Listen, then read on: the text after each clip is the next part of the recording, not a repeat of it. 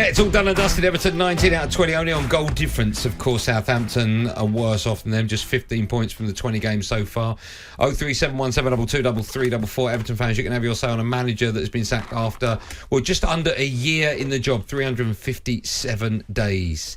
Listen, Benny, we know it's a results business. It's nothing personal. We'd say about any manager, and football fans would say about any manager when their club is heading towards the bottom of the Premier League. Everton are far too big to go down, far too big to go to the Championship. We've seen big clubs go down before. Of course. I think it was the only option, right? Mm-hmm. The club have been just in free fall. I think from when he took over. You know, he took over Everton. I think it was before then. Well, they had a good end of the season where they just about stayed up. Yeah. Oh, you think it's before then? The problems at that club started a long time ago, way before Frank got there. So he probably inherited a lot of the crap, basically, that's going on there. Yeah, can you say that word? Yeah, you can. We'll see. We'll see how bad the problem is when the next manager comes in, if he can get out the mess. Yeah. But, you know, it's a results industry, and he hasn't been getting the results. No. He picks the team. He, as every manager does, picks the tactics, the formation, the substitutions. Everything is down to Frank.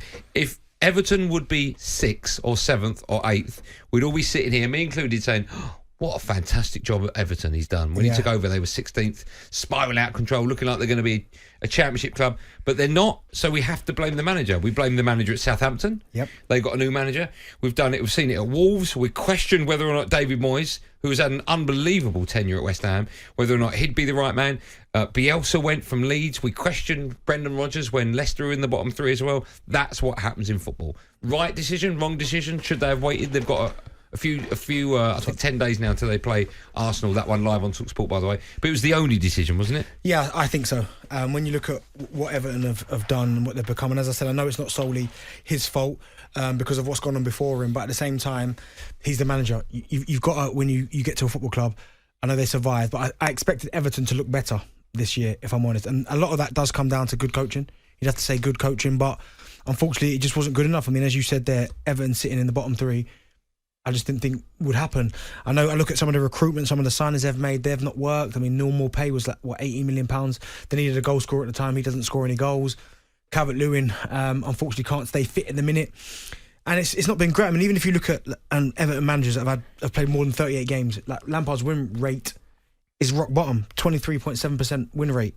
He's got Ancelotti above him, Marco Silva, you've got Hamad above him, Ronald Koeman's above him, Martinez. Obviously, David Moyes it speaks for itself, but I think they had no option. And I think when you're in this type of situation, you've got to get the best man available for the job, or maybe someone who's been there and done it before. So I think the fans won't be happy if they go and get someone who is a little bit, when I say risk, like a high-profile manager, but has never been in this type of scenario where he's trying to get out of the bottom 3, then I don't think that's the right move. But if you know someone who's been there and done it and you know can do the job, then you get them in. But listen, it's unfortunate for Frank, but it's where does he go now? Because he went to Derby, did an okay job. Chelsea, again, did all right. No finances, but when he got the money, didn't quite work out. And now he's gone to Everton. And what do you think is next for Frank Lampard? I don't know. Job in the Premier League? No. Championship? Maybe. Scotland? See, that's an area you'd go, because you look at Steven Gerrard.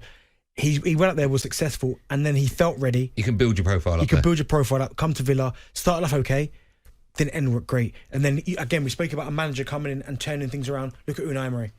Top quality coach. What a difference that Aston Villa look now at the minute. That's a very good point. I think whoever Everton bring in next, first and foremost, they need to be given time. What I will say, where I feel sorry for Frank Lampard is, I think it was last week on Drive, Farhad Moshiri came on and gave him a vote of confidence. That always happens. And less than a week later, or round about a week, sacks him. I do think if you're that close to being sacked, if you own the club, if you're an MD, CEO, or whatever, keep your mouth shut. Yeah. Right? Because I mean, Everton, the PR surrounding Everton at the moment is a laughing stock anyway. Yeah. This underlines it. To come on National and go, no, we're backing him, vote of confidence, and then sack him, that's a little bit disgraceful. Whenever an owner or a chief executive or whoever comes out and always says, nope, he's still our guy, we back him, he's got our full support, very rarely does that happen. I know. What's changed in one game? Exactly. They look worse. And I don't think. And the worst part about it is I don't think West Ham are great. No. Or the Joe Bowen looked good. Yeah. Again, they've got a goal. He's now starting to score goals, so that's why they got the result. Let's take as many calls as we can. 03717223344. Dave's an Everton fan. Hello, Dave. Hi, lads. You all right? I'm good. I'm very well. How are you? Now you've heard the news. Well, first of all, the club's an absolute joke because they still haven't announced it themselves via their own official channels. Yeah, that's so odd. Somebody better tell Frank because he might end up in the dugout at the weekend, in a couple of weeks if nobody tells him. But like that's symptomatic of the way the club's being run. We've signed Dan Juma, we've sacked Frank Lampard, and we're finding our information out from a blue bobble that's on Twitter. It's an absolute joke. I actually feel sorry for Frank. It was a poison chalice job. We weren't good enough when he came in. We sold our best player in Richarlison, and we signed him with, as Benty's just put it, and I'll use the word, crap. The whole board is a shambles. They appointed him, and they haven't backed him at all. And this comes back to the mismanagement, the financial mismanagement of the club over the last 5 years, which has meant that even if the club's got money, we're not allowed to spend it because of FFP. Yeah.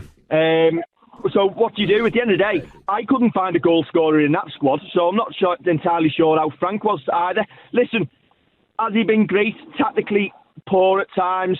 The substitution's not brilliant. But it says a lot at the weekends when we're 2-0 down against West Ham and his options off the bench were to take your two full-backs off and put Tom Davis and Ruben Vinagre on. And he didn't put Gordon on the pitch. He didn't put Dwight McNeil on the pitch. And he didn't put Neil Maupay on the pitch.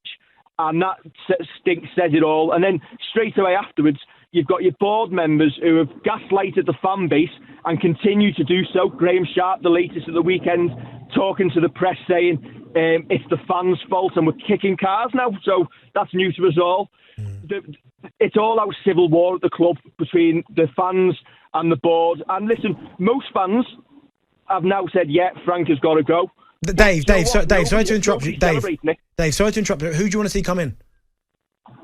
I don't think it really matters at this point in time. I think as a Premier League club, our days are numbered.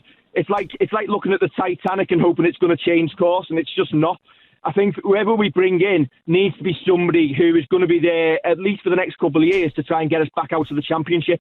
Okay, Dave, thanks for that.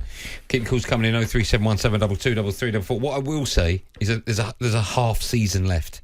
Yeah, there's a lot of points, a lot of points to be won and lost, of course. I think whoever comes in, one of the front runners is Marcelo Bielsa. I like that idea, you know.